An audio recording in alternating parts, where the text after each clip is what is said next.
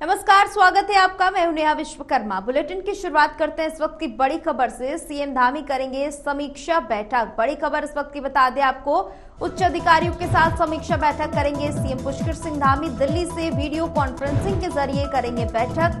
प्रदेश में वनाग्नि को रोकने के लिए अहम बैठक होगी। बड़ी खबर इस वक्त की, दिल्ली से वीडियो कॉन्फ्रेंसिंग के जरिए बैठक होगी। प्रदेश में वनाग्नि को रोकने के लिए बैठक की जाएगी। बड़ी खबर इस वक्त की सामने आ रही है, जहां पर बता दें आपको सीएम पुष्कर सिंह धामी समीक्षा बैठक करेंगे, क्योंकि लंबे समय से देखा जा रहा है किस तरह से उत्तराखंड के कई क्षेत्रों में वनाग्नि की घटनाएं सामने आ रही हैं, जिसको लेकर अब ये अहम बैठक होने जा रही है। प्रदेश में वनाग्नि को रोकने के लिए अहम बैठक होगी। तमाम उच्च अधिकारियों के साथ सीएम पुष्कर सिंह धामी बैठक करेंगे और वनाग्नि की रोकथाम के लिए तमाम तरह की रणनीति बनाई जाएगी। बता दें आपको, लगातार उत्तराखंड में अभी तक बड़े स्तर पर नुकसान हो चुका है। इसी को लेकर आज बता दें आपको, प्रदेश में वनाग्नि को रोकने के लिए ये बड़ी बैठक होगी। वीडियो कॉन्फ्रेंसिंग के जरिए उच्च अधिकारियों के साथ सीएम पुष्कर सिंह धामी की अहम समीक्षा बैठक होगी। उच्च अधिकारियों के साथ ये बैठक होगी, जिसमें वनाग्नि को रोकने के लिए तमाम तरह की रणनीतियां बनेंगी। दिल्ली से वीडियो कॉन्फ्रेंसिंग के जरिए बैठक होगी। प्रदेश में वनाग्नि को रोकने के लिए अहम बैठक की जाएगी।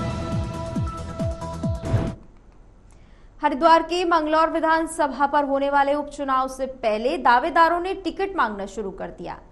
देहरादून से हरिद्वार पहुंचे इंडियन किसान यूनियन के राष्ट्रीय अध्यक्ष रामकुमार वालिया ने प्रेस कॉन्फ्रेंस करके बीजेपी हाईकमान से मंगलौर उपचुनाव में टिकट देने की मांग की। उन्होंने कहा कि मंगलौर विधानसभा किसान बाहुल्य क्षेत्र है। किसान संगठन से जुड़ा होने के नाते वो किसानों की समस्याओं को भली भांति जानते हैं। अगर पार्टी उन्हें मौका देती है तो मंगलौर उपचुनाव में निश्चित रूप से जीत दर्ज करेंगे।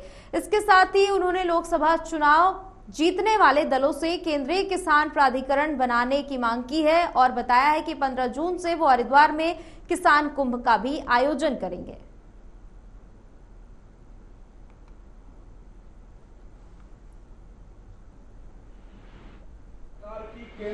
मंगलौर उपचुनाव पे मैं ये कहना चाहता हूं कि ये पूर्णतः किसान बाहुल्य सीट है और यहाँ पे किसी लोकल किसान को पार्टी टिकट दे।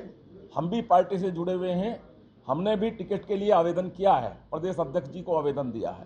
यदि हमें पार्टी मौका देगी तो हम इस हारी हुई बाजी को भाजपा की झोली में डालने का काम करेंगे और इन हाजी काजियों का मुकाबला करने का भी काम करेंगे। आपको लगता है पे आधी से ज्यादा आबादी हमारी किसान की है, चाहे वो मुसलमान हो, हिंदू हो, कोई भी हो, है तो किसान। हम उससे किसानी की बात करेंगे तो वो हमारे साथ आएगा। हमने भारत सरकार को सुझाव दिया है कि किसानों की समस्याओं का निदान करने के लिए एक राष्ट्रीय स्तर पे किसान विकास प्राधिकरण का गठन हो और भारत के प्रधानमंत्री जी उसके अध्यक्षों, कृषि मंत्री जी उपाध्यक्षों और कृषि सचिव। दिल्ली की ओर से आ रही तेज रफ्तार बस अचानक नारसन बॉर्डर पर बनी पुलिस चौकी को टक्कर मारते हुए पलट गई। बस पलटने पर यात्रियों में चीख पुकार मच गई। टक्कर इतनी भयंकर थी कि पुलिस चौकी के परखच्चे उड़ गए। बड़ी खबर बता दें आपको, पुलिस चौकी ढह जाने से चौकी पर तैनात होमगार्ड नरेश भी मलबे में दब गया। वहीं आसपास के लोगों और राहगीरों की मदद से होमगार्ड को मलबे से बाहर निकाला गया है। वहीं बस पलटने से 4 यात्री भी घायल बताए जा रहे हैं, जिनको स्थानीय अस्पताल में भर्ती कराया गया है। फिलहाल बस चालक फरार बताया जा रहा है। बड़ी खबर इस वक्त की सामने आ रही है। बता दें आपको, होमगार्ड और यात्री मलबे में दबे थे, जिनको बाहर निकाला गया है। बस चालक फिलहाल मौके से फरार बताया जा रहा है।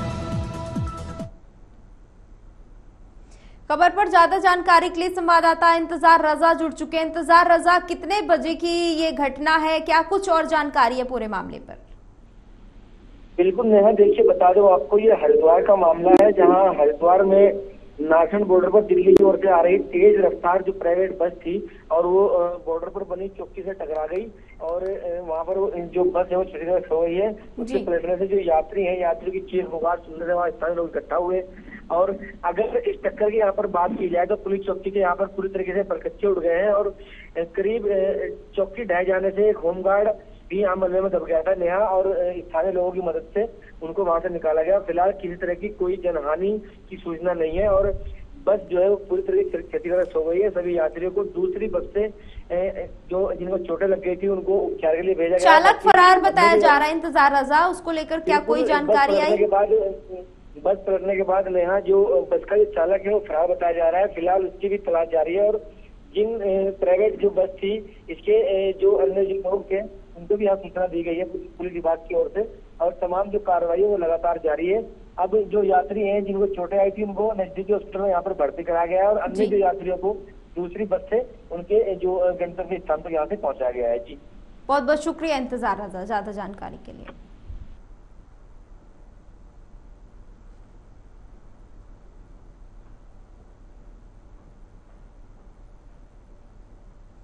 वहीं काशीपुर के सुभाष नगर के पास ITI शुगर मिल में रोड पर देशी शराब की दुकान खोले जाने के विरोध में स्थानीय लोगों ने प्रदर्शन किया।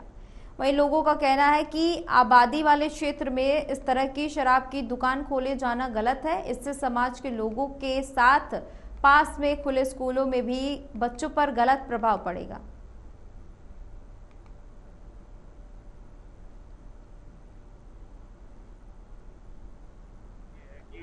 एक मोहल्ला बस्ती है जहाँ पर सब लोग रहते हैं, बच्चे स्कूल जाते हैं, स्कूल की बसें जाती हैं, जहाँ पे एक देसी मदिरा की दुकान खोली जा रही है जिसका हम लोग पूर्णतः विरोध कर रहे हैं क्योंकि ये नशे का कारोबार है। यहाँ पे असमानता बढ़ेगी, नशे के लोग आएंगे, चोरी चकारियाँ बढ़ेंगी जो बस्ती में बहुत ही खतरनाक साबित होंगी, जिससे पुलिस प्रशासन के लिए भी बहुत अस्त व्यस्त रहेगी व्यवस्था। इसलिए हम चाहते हैं कि ये दुकान अभी हटे, आज हटे और हम इसे बिल्कुल भी विरोध करें, खुले नहीं रहे। नगर प्रशासन को क्या कार्रवाई की गई है? देखिए, हमने इसको पुलिस प्रशासन को सूचित कर दिया गया है, आबकारी को सूचित कर दिया गया, जिलाधिकारी सूचित कर दिया गया है और हर स्तर से हम इसे कर रहे हैं, लड़ रहे हैं और हम इसे बिल्कुल भी सबका।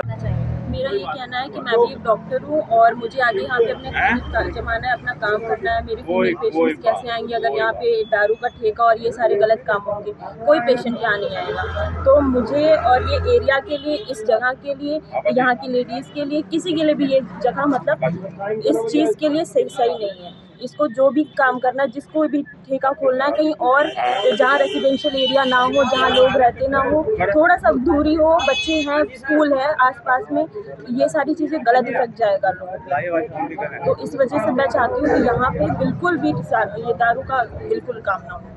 क्या अपील मैं सरकार से यही अपील करना चाहूँगी कि यहाँ पढ़े लिखे लोग रहते हैं, अच्छी फैमिलीज रहती है और शिक्षित महिलाएं हैं, सब कुछ है, बच्चे हैं छोटे छोटे, और अगर ऐसी एरिया में दारू का ठेका खुलता है तो बच्चों पे, सब पे, आदमियों पे, सब पे गलत इफेक्ट रहेगा इसका। तो मैं चाहती हूँ कि ऐसी जगह पे बिल्कुल भी ये ना खुले। इसे जहाँ भी खोलना है कहीं और खोले, कहीं भी खोल ले, लेकिन यहाँ नहीं खुलना चाहिए बस। उत्तराखंड में बारिश का येलो अलर्ट जारी। बता दें आपको 5 जिलों में आंधी और बारिश का अलर्ट जारी किया गया है। उत्तरकाशी, प्रयाग, रुद्रप्रयाग, चमोली में अलर्ट जारी। बागेश्वर और पिथौरागढ़ में भी बारिश का अलर्ट है। बड़ी खबर इस वक्त की उत्तराखंड से 5 जिलों में आंधी और बारिश का अलर्ट है। उत्तरकाशी, रुद्रप्रयाग, चमोली में बारिश को लेकर अलर्ट जारी किया गया है। बागेश्वर और पिथौरागढ़ में भी बारिश को लेकर अलर्ट जारी कर दिया गया है। बड़ी खबर इस वक्त की बता दें आपको उत्तराखंड से, उत्तराखंड में बारिश का येलो अलर्ट जारी किया गया है। लोगों को सावधान रहने के लिए कहा गया है। 5 जिलों में आंधी और बारिश की चेतावनी दी गई है। उत्तरकाशी, रुद्रप्रयाग, चमोली में अलर्ट जारी किया गया है। साथ ही बागेश्वर और पिथौरागढ़ में भी बारिश को लेकर अलर्ट जारी किया गया है। उत्तराखंड में बता दें आपको बारिश को लेकर येलो अलर्ट जारी किया गया है। इसके साथ ही 5 जिलों में आंधी और बारिश को लेकर अलर्ट जारी कर दिया गया है। उत्तरकाशी, रुद्रप्रयाग, चमोली में अलर्ट किया गया है। बागेश्वर और पिथौरागढ़ में भी बारिश को लेकर अलर्ट जारी किया गया है। सोशल मीडिया पर लाइक और कमेंट पाने की होड़ में युवा पीढ़ी धार्मिक स्थलों पर आपत्तिजनक वीडियो बनाने लगी है। हाल ही में हर की पौड़ी पर अश्लील रील्स बनाने वाले वीडियो वायरल होने के बाद ऐसे लोगों के खिलाफ कार्रवाई की मांग उठने लगी है। दरअसल हरिद्वार में हर की पौड़ी समेत अन्य गंगा घाटों पर इस तरह की वीडियो बनाने के कई मामले सामने आए, लेकिन अब धार्मिक भावनाओं को आहत करने वाले ऐसे लोगों की आलोचना हो रही है और उनके खिलाफ कार्रवाई की मांग उठने लगी है। तो बता दें आपको, धार्मिक स्थलों पर लोगों को रील्स बनाना अब महंगा पड़ेगा। युवाओं के साथ सभी पर इस तरह की कार्रवाई होगी, क्योंकि अक्सर देखा जाता है धार्मिक स्थलों पर लोग वीडियो बनाते नजर आते हैं, रील्स बनाते नजर आते हैं, जहां पर अब लोगों की भावनाएं आहत होने लगी हैं। तमाम वीडियोस भी सामने आते रहते हैं। वीडियो आप देख सकते हैं किस तरह से भगवा कपड़ों में युवक और युवतियां अक्सर रील्स बनाते नजर आते हैं।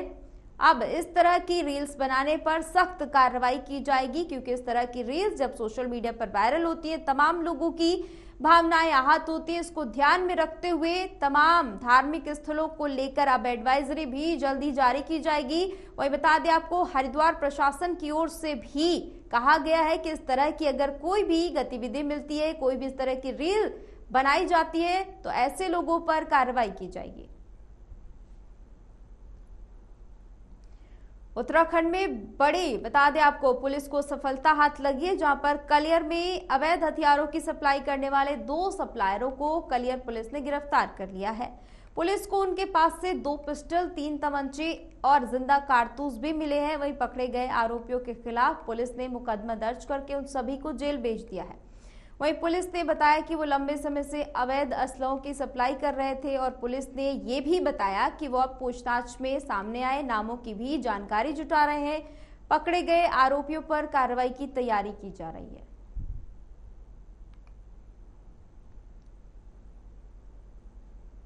विगत दिनों मंगलौर में एक युवक की हत्या में अवैध हथियार प्रयुक्त होने का संज्ञान लेते हुए एसएसपी हरिद्वार सर के द्वारा ऐसे अवैध हथियारों की खरीद फरोख्त करने वाले व्यक्तियों को, अपराधियों को चिन्हित कर उनके विरुद्ध प्रभावी कार्रवाई करने के निर्देश दिए गए थे। एसएसपी सर के द्वारा दिए गए निर्देशों के अनुपालन में सीआईयू रुड़की और कलियर थाने की संयुक्त पुलिस टीम के द्वारा 2 अभियुक्तों आसिफ पुत्र मकसूद और साहिल पुत्र मुरसलीन निवासी गंगनहर क्षेत्र को गिरफ्तार कर उनके कब्जे से 2 पिस्टल, 3 तमंचे। वहीं उत्तराखंड के वन विकास निगम के अध्यक्ष और चंपावत के पूर्व विधायक कैलाश गहतोड़ी का आज कैंसर की बीमारी के चलते निधन हो गया है। मौत होने के बाद उनका पार्थिव शरीर काशीपुर उनके आवास पर लाया गया। इस दौरान काफी संख्या में नेता और स्थानीय लोगों का हुजूम उनके अंतिम दर्शन के लिए आवास पर उमड़ पड़ा। वहीं मुख्यमंत्री पुष्कर सिंह धामी भी काशीपुर पहुंचे और उनकी आत्मा की शांति के लिए श्रद्धांजलि अर्पित की। आपको बता दें कि गहतोड़ी 2017 और 2022 में चंपावत से विधायक चुनाव जीते थे। इसके साथ ही 2022 में ही उन्होंने सीएम धामी के लिए अपनी सीट से इस्तीफा दिया था और वो काशीपुर क्षेत्र के विकास के लिए भी हमेशा तैयार रहते थे।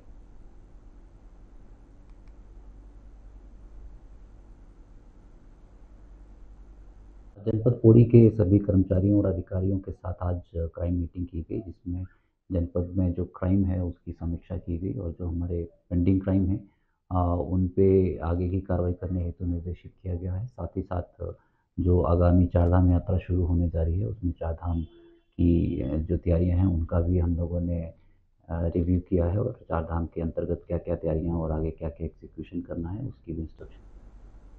उत्तराखंड में बीजेपी और कांग्रेस समेत अन्य राजनीतिक दलों का अभी चुनावी इम्तिहान खत्म नहीं हुआ है। लोकसभा चुनाव का मतदान निपटने के बाद अब उनके सामने विधानसभा की 2 खाली सीटों पर होने वाले उपचुनाव की चुनौती है। इसके साथ ही उन्हें निकाय चुनाव की तैयारी भी करनी है।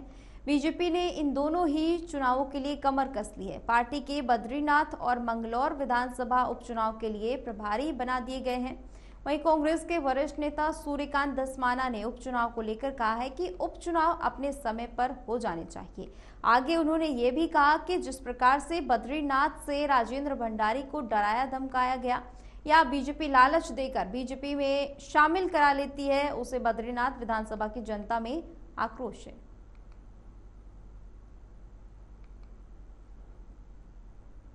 हो जाएगा, 6 महीने के अंदर चुनाव का समय होता है। दोनों जगह चुनाव होगा, दोनों जगह कांग्रेस भारी मतों से जीतेगी। मंगलौर का चुनाव भी जीतेगी और बद्रीनाथ में तो आप देखिए जनता के अंदर जो गुस्सा है, जिस प्रकार से राजेंद्र भंडारी को ले गए, चाहे डरा के ले गए, चाहे धमका के ले गए, चाहे लालच देकर के ले गए, जिस तरह से भी ले गए, राजेंद्र भंडारी चुनाव का प्रचार नहीं कर पाए पार्लियामेंट के चुनाव में। इतना गुस्सा वहां की जनता में है। दोनों जगह कांग्रेस भारी मतों से जीतेगी और भारतीय जनता पार्टी को हार का मुंह देखना पड़ेगा। रुड़की के मंगलौर में कल रात से पनप रहा विवाद आज खूनी संघर्ष में बदल गया। मामला इतना बड़ा कि दोनों पक्षों की तरफ से मंगलौर के सामुदायिक स्वास्थ्य केंद्र के बाहर ही पुलिस के ही सामने जमकर लाठी डंडे चलने लगे। बाद में कोतवाली से अतिरिक्त पुलिस बल बुलाई गई। तब जाकर मामला शांत हो पाया। पूरी घटना में एक पक्ष की तरफ से एक व्यक्ति और दूसरे पक्ष की तरफ से 3 लोगों के घायल होने की सूचना मिली है। वहीं मंगलौर के सीओ विवेक कुमार ने दोनों पक्षों पर कड़ी कार्रवाई करने के आदेश मंगलौर चौकी प्रभारी को दिए हैं। अब इस मामले को लेकर पुलिस दोनों पक्षों के खिलाफ मुकदमा दर्ज करने जा रही है। झगड़ा हुआ था, उसी सिलसिले में दोबारा एक झगड़ा नॉलेज में आया था। इसमें जो पक्ष पीड़ित पक्ष है उसकी तरफ से तहरीर लेके मुकदमा पंजीकृत करने का निर्देश दे दिया गया है और इसमें सख्त से सख्त कार्रवाई जो आरोपी हैं उनके। मुख्यमंत्री पुष्कर सिंह धामी के निर्देश के बाद सभी विभागीय अधिकारी चारधाम यात्रा को लेकर लगातार स्थलीय निरीक्षण के साथ ही समीक्षा बैठक भी कर रहे हैं। वहीं पीडब्ल्यूडी सचिव पंकज कुमार पांडे ने चारधाम सड़कों की समीक्षा के साथ ही केदार और बद्रीनाथ धाम का स्थलीय निरीक्षण किया। स्थलीय निरीक्षण करके लौटे सचिव पंकज कुमार पांडे ने बताया कि 5 अप्रैल तक सभी मार्गों पर चल रहा काम पूरा कर लिया जाएगा। उन्होंने ये भी बताया कि बद्रीनाथ की तरफ से जाने वाले मार्ग का कार्य पूरा हो चुका है, लेकिन पीपली कोट में 2 से 3 स्थानों पर पिछले साल ज्यादा बारिश होने के चलते जो लैंडस्लाइडिंग हुई थी वहां पर पीडब्ल्यूडी विभाग एक्स्ट्रा एफर्ट लगा रहा है। चारधाम यात्रा जो है अब शुरू होने वाली बहुत जल्दी 10 तारीख को कपाट खुल रहे हैं और हम लोगों ने पहले से काफ़ी तैयारी की हुई है। जहाँ पे पिछले सालों में रोड खराब हुई थी या कहीं लैंडस्लाइड आया था उस पर पूरा काम कर लिया गया है। केदारनाथ धाम की तरफ जो रास्ता जाता उसमें इश्यूज आ रहे थे, तो मेरे द्वारा स्वयं बद्रीनाथ धाम और केदारनाथ धाम का निरीक्षण किया गया था 1 महीने पहले लगभग, और उसमें एक 100 मीटर का स्ट्रेच था जो कल जो मेरी बात हुई थी वो मालूम चला था जो फाइनल स्टेज पे चल रहा है। तो 5 तारीख हमारी डेडलाइन है कि 5 तारीख तक हम पूरा काम कर लेंगे। बाकी जो पोर्शन है उसको पूरा कराया चुका है। बद्रीनाथ की तरफ जो रोड है उसको भी पूरा काम हो चुका है। उस पर भी पीपल कोटी की तरफ पिछले साल बारिश ज़्यादा हुई थी तो कई जगह पर लैंडस्लाइड आए थे, मैंने स्वयं भी देखा था, तो उसमें देश के अंदर एक बार फिर कोरोना वायरस को मात देने वाली वैक्सीन को लेकर चर्चाएं शुरू हो गई हैं। कोरोना वायरस से खतरनाक वैक्सीन को बताया जा रहा है। बता दें आपको कि वैक्सीन को लेकर देश में घमासान छिड़ गया, जहां विपक्षी ट्वीट करके देश के प्रधानमंत्री नरेंद्र मोदी को घेरने की कोशिश कर रहे हैं, तो वहीं भारतीय जनता पार्टी के नेता विपक्ष पर ही सवाल खड़े कर रहे हैं।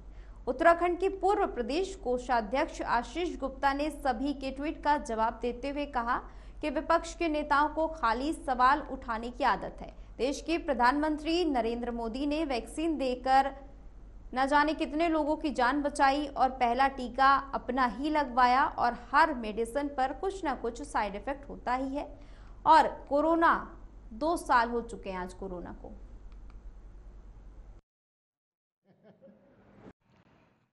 उन्होंने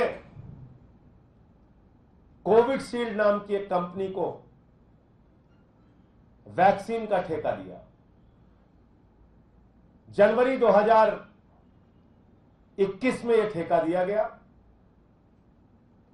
और 1 करोड़ 10 लाख डोज इस कंपनी से मांगी गई। उसका दाम रखा गया 150 रुपए। उसके बाद जब ये वैक्सीन मार्केट में आई तो दुनिया के कई हिस्सों में हाहाकार मच गया, क्योंकि इस वैक्सीन को लगाने से वहां दुष्प्रभाव सामने आए, लोगों के लिए और मुश्किलें बढ़ी। और मार्च 2021 में दुनिया के इन तमाम देशों ने कोविडशील्ड के ऊपर बैन किया। जर्मनी ने, इटली ने, फ्रांस ने, स्पेन ने, नीदरलैंड ने, आयरलैंड ने, डेनमार्क ने, नॉर्वे ने, आइसलैंड ने, ऑस्ट्रिया ने, ये सारे देशों ने बैन किया कि कोविडशील्ड हमारे देश में नहीं लगेगी। मार्च 2021 में, और जब मार्च 2021 में दुनिया के तमाम देश बैन लगा रहे थे, तो मार्च 2021 में ही हमारे भारत के आदरणीय प्रधानमंत्री जी ने और भारत की सरकार ने 10 करोड़ डोज का फिर ठेका इसी कंपनी को दे दिया। कुछ विपक्षी नेताओं की खाली आदत है कि जो हो रहा है क्यों हो रहा है, अच्छा हो रहा है तो क्यों हो रहा है। इसी आदत के तहत जब कोरोना फैला तो उन्होंने कहा पूरा भारत में लोग मर जाएंगे, देश हमारा बर्बाद हो जाएगा। विदेशी ताकतों के साथ मिलकर उन्होंने ऐसी ट्वीट करने की कोशिश करी, देश के लोगों के मान सम्मान और आत्मविश्वास को निकालने की कोशिश करी। लेकिन जब मोदी ने टीका दिया, फ्री टीका दिया, देश के करोड़ों करोड़ों लोगों की जान फ्री में बचा दी, वो लोग अचंभित हो गए। उस समय भी उन्होंने ये ड्रामा करा, ये टीका मार देगा, ये कर देगा, वो कर देगा। लेकिन मोदी जी ने सबसे पहले आके वैक्सीन का टीका लगाया और लोगों ने उसको सराहा। और आज हम देखते हैं कि पूरे विश्व में हमारे जहां विकसित देश परेशान हो गए, उनकी स्वास्थ्य सेवाएं चरमरा गई। भारत अडिग खड़ा है और कहीं ना कहीं और तेजी से विकसित राष्ट्र बनने की तरफ चल रहा है। उत्तराखंड के खास